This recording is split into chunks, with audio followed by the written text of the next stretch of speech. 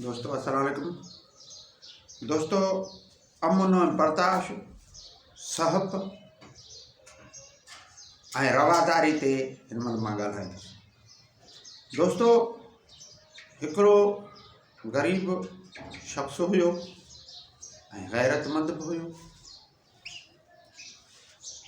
उन्हीअ जी घरवारी ॿिए कंहिं सां ग़लति नाता रखिया ऐं हू वीचारो मज़ूरी ते वेंदो हुयो। मज़ूरी करे अची पंहिंजे बचनि जो पेट पालींदो हुयो।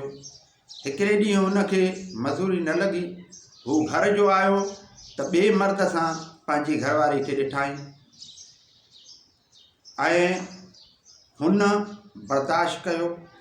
उन्हीअ ॿिए गैर मर्द खे बि कुझु न चयाई, पंहिंजी घरवारी खे सम्झायई ऐं बर्दाश्त कयाई, सब्र कयाई, तहमुल कयाई। इहो इन्हीअ करे ॾिठाई त जेकॾहिं हुनखे मारींदुसि त बि त इज़त भरियो आहियां, मुंहिंजा बच्चा बि रुली वेंदा, मां बि रुली वेंदुसि, जेलनि में हलियो वेंदुसि, माण्हुनि में ख़्वारी थींदी।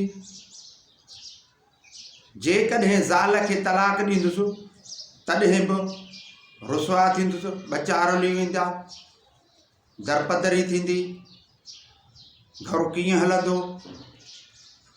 अहिड़ियुनि सोचनि वीचारनि खां पोइ हुन घरवारी खे सम्झायो सुठे लेवल सां। क़ुरान शरीफ़ में बि आयत आहे, जेकॾहिं तव्हां जूं ज़ालूं तव्हां सां सही न हलनि त उन्हनि खे पहिरें सम्झायो ऐं हू सुधरी वञनि त हुननि खे पाण वटि रखो। मगर के माण्हू इंतिहा पसंदि थी उन्हनि औरतुनि ते बि जल्दी क़दम खणंदा आहिनि ऐं मर्दनि ते बि उहे क़ुरान शरीफ़ में सख़्तु मना आहे। दोस्तों जेके बर्दाश्त, सब्र, तहमुल, अमुन, सहप, रवादारी पैदा कंदा आहिनि, अल्लाह उन्हनि खे वधाईंदो आहे।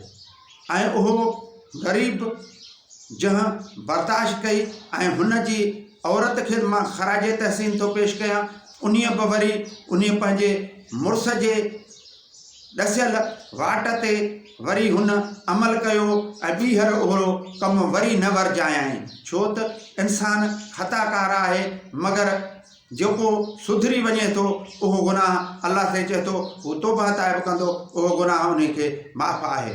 दोस्तों थोरनि ॾींहंनि खां पोइ उन्हीअ माण्हूअ जी तरक़ीअ में उन्हीअ जो पेर पहुतो ऐं उहो माण्हू तरक़ी कंदड़नि मां थी गुज़रियो ऐं उन्हीअ जी बर्दाश्त ऐं सहप एतिरी हुन बर्दाश्त कई जंहिंजे करे अल्लाह जी रहमत नज़दीक आई ऐं हुन जा उहे ॾुख दूर थी विया। दोस्तों ऐं हिकु इहा बि तव्हांखे ॿुधाईंदो हलां त हुन ॿिनि जाननि खे बि ॼण चओ त ज़िंदगी ॾिनी। हिकु उहो गैर मर्द खे बि अलफ़ बे न चई, ॿी ॻाल्हि त हू घर जी औरत खे बि अलफ़ बे न चई। बहरहाल जेकॾहिं हू ॿाहिरि सां विरहे हा त बि मथां ईअं अंदेशो हुजे त विरही मथां न सघे। बहरहाल औरत त औरत आहे, औरत सां त माण्हू विरही सघे थो, ॼण चओ मर्द हीणो मर्द बि औरत ते हला करे सघे थो। मगर हुन में हक़ीक़त में हुन में बि एॾी सहप ऐं बर्दाश्त वॾी हुई ऐं ताक़त बि वॾी हुई, जंहिं ताक़त सां हू हुन माण्हू खे बि क़तलु करे पियो सघे, हुन औरत खे बि क़तलु करे पियो सघे।